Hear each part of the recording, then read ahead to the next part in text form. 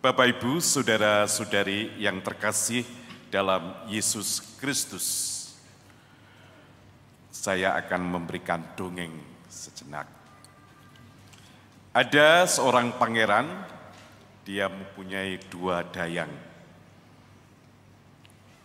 Dayang yang kedua selalu diperhatikan.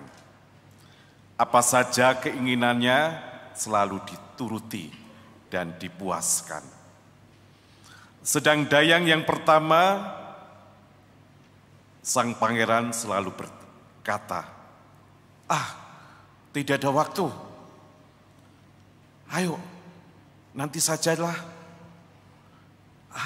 Untuk hal ini saya tidak ada dana. Suatu hari sang pangeran menderita sakit parah dan hampir meninggal. Dayang yang kedua yang selama ini diperhatikan, diminta sang pangeran untuk menemaninya. Tapi dayang yang kedua tadi berkata, pangeran, kan tahu kesukaan saya dugem, kan kesukaan saya mabuk-mabukan. Untuk menemani pangeran gak ada waktu . Tetapi dayang yang pertama yang tidak diperhatikan, yang pakaiannya lusuh, rajin mengunjungi sang pangeran dan mendoakan pangeran supaya pangeran menjadi sembuh. Melihat hal itu, sang pangeran pun sadar. Dia meminta maaf.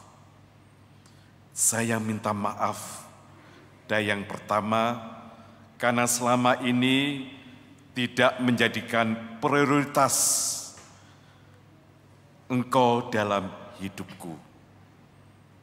Saya sadar bahwa engkaulah yang harus juga menjadi prioritas di dalam hidupku.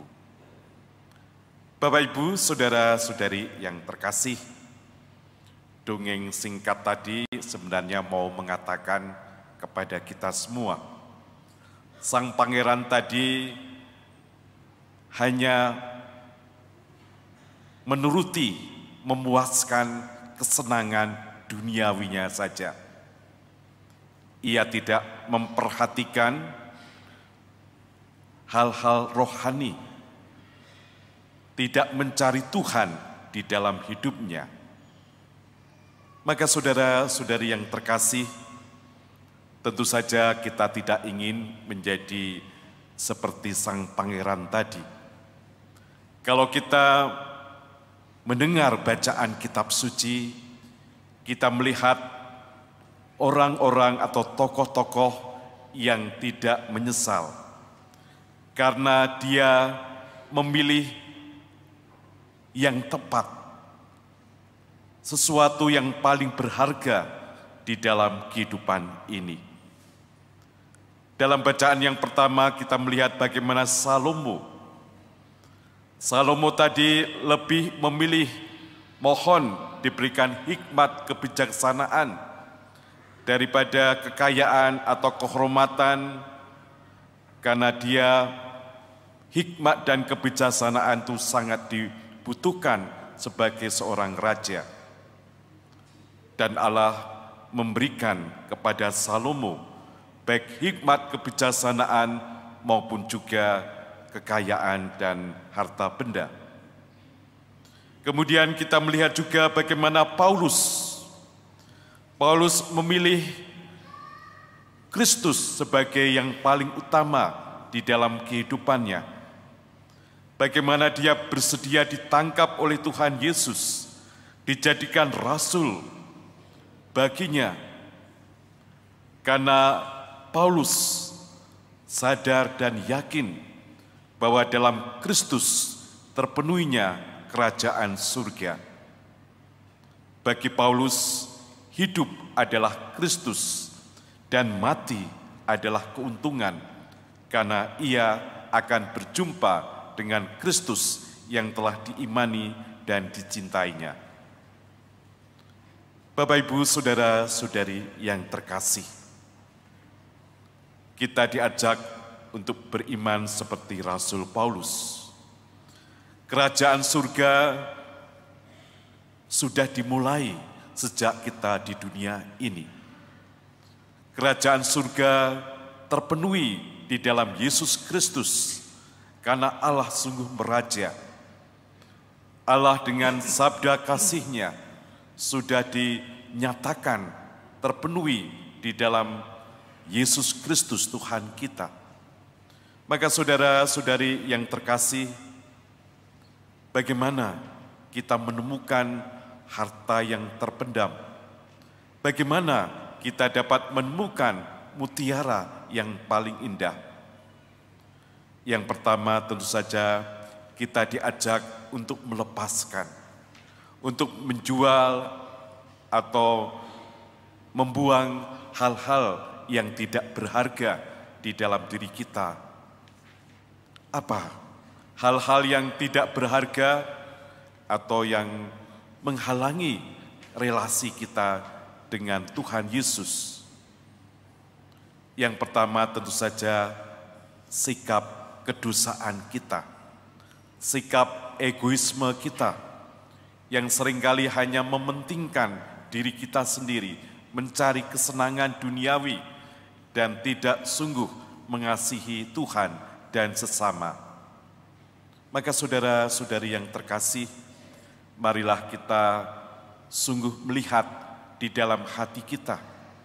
Karena di situ ada Kristus hidup di dalam hati kita. Kita diminta untuk membersihkan hati kita dari kedosaan kita, dari hal-hal yang membuat kita terpisah dari Allah dan sesama. Entah itu sikap nafsu balas dendam, sikap permusuhan, kebencian, sikap yang terarah hanya mencari kesenangan sendiri saja. Karena di dalam diri kita sebenarnya ada kasih Kristus yang ditanam di dalam hati kita. Kasih Kristus yang membuat kita selalu terarah kepada Kristus dan sesama. Bagaimana kita berdoa, bagaimana kita membahagiakan sesama kita.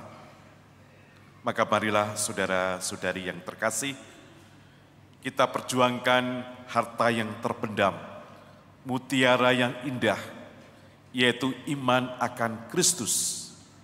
Karena iman akan Kristus membawa kita bukan hanya sukacita di dunia ini, tetapi terlebih sukacita abadi di surga. Disitulah harta yang terpendam, mutiara yang indah yang kita miliki bersama. Marilah mutiara yang indah, harta yang terpendam di dalam hidup kita dapat kita wujudkan di dalam hidup kita sehari-hari.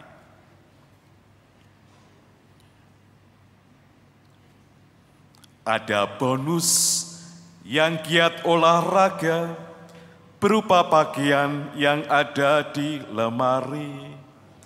Iman kasih Kristus yang paling berharga, mari wujudkan dalam hidup sehari-hari. Tuhan memberkati kita semuanya.